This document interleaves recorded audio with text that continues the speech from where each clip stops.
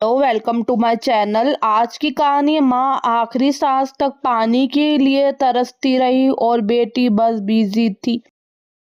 छोटे से शांत और सरल गांव मायापुरी में एक बहुत ही गरीब परिवार रहता था। उस परिवार में केवल दो ही सदस्य थे, एक माँ और उसकी बेटी। माँ का नाम रजनी था और बेटी का नाम प्रिया। रजनी बहुत मेहनती और साहसी महिला थी। वह गांव के बड़े खेतों में मजदूरी करती थी, कभी धूप में तपती जमीन पर काम करती तो कभी बारिश में भीगते हुए फसल काटती। दिन भर की कड़ी मेहनत के बाद जो थोड़ा बहुत पैसे मिलते उन्हीं से वह अपनी बेटी का पालन पोषण करती थी। उसके चेहरे पर थकान जरूर होती थी, लेकिन अपनी बेटी के लिए उसके दिल में अपार प्रेम और उम्मीद थी।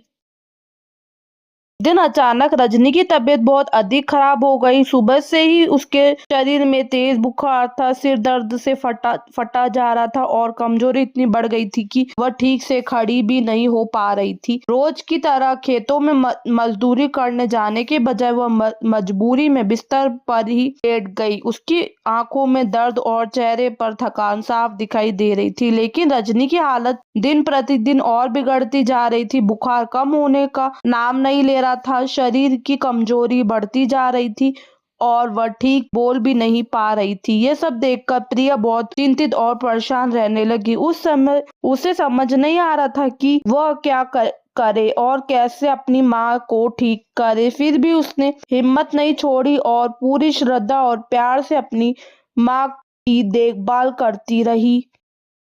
प्रिया के मन में उस समय अनगिनत सवाल उठ रहे थे। वह अपनी माँ के बिगड़ती हुई हालत देखकर अंदर से टूट सी गई थी। उसके दिल में बस एक ही डर था, अगर माँ को कुछ हो गया तो वह अकेली कैसे जी पाएगी। वह बार बार सोचती है, हे भगवान, मेरी माँ ने कभी किसी का बुरा नहीं किया, फिर उन्हें इतनी पीड़ा क्यों मिल रही है।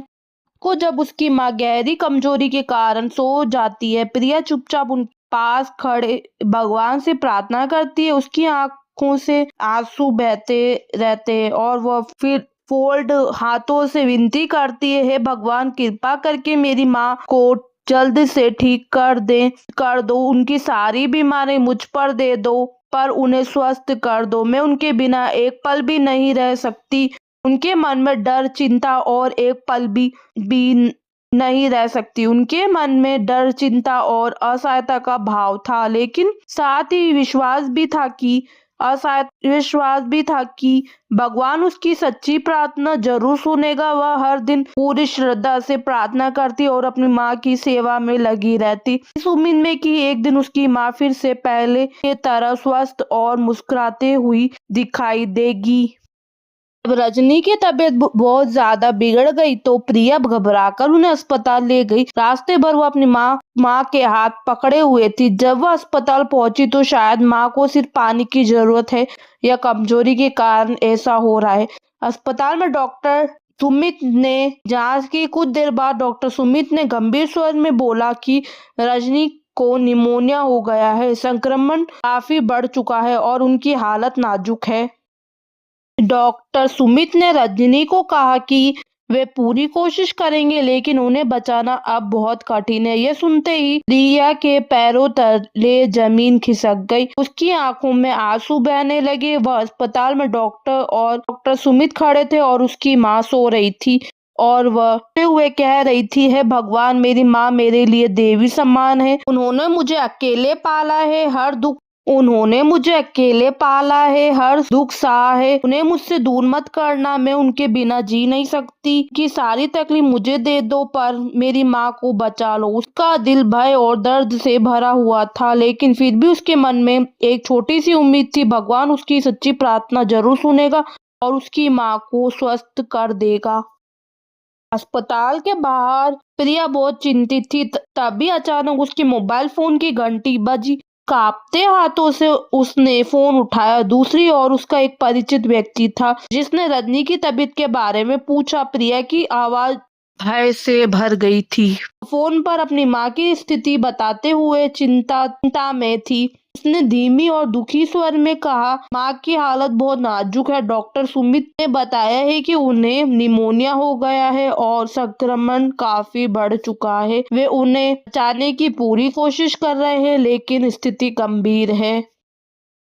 समय बाद डॉक्टर सुमित गंभीर चेहरे के साथ उनके चेहरे पर गंभीरता दिखते ही प्रिया का दिल जोर जोर से धड़कने लगा। वह घबराई हुई आवाज में बोली, डॉक्टर साहब, मेरी माँ अब कैसी है? क्या वे ठीक हो जाएंगी?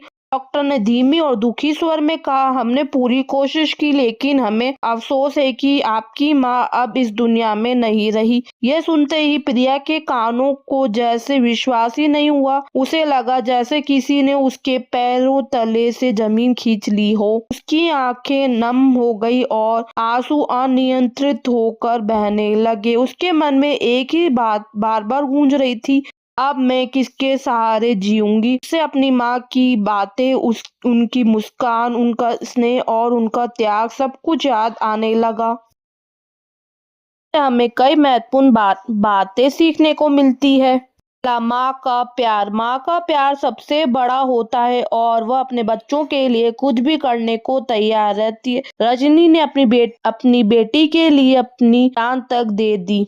दूसरा, जीवन की अनिश्चितता और हम कभी भी किसी को खोने के लिए तैयार रहना चाहिए। रजनी की मौत ने प्रिया को यह सिखाया। तीसरा, आशा और निराशा। जीवन में आशा और निराशा दोनों होती है। प्रिया ने अपनी माँ को खो दिया, लेकिन उसने अपनी माँ की आखिरी इच्छा को पूरा करने की कोशिश की। चौथा, सहानुभूति और दया। हमें दूसरों के प्रति सहानुभूति और दया रखनी चाहिए, खासकर जो अकेले हैं या मुश्किल समय से गुजर रहे हैं। पांचवा, जीवन बहुत मूल्यवान है और हमें इसे पूरी तरह से जीना चाहिए। रजनी की मौत से प्रिया को जीवन का मूल्य सिखाया।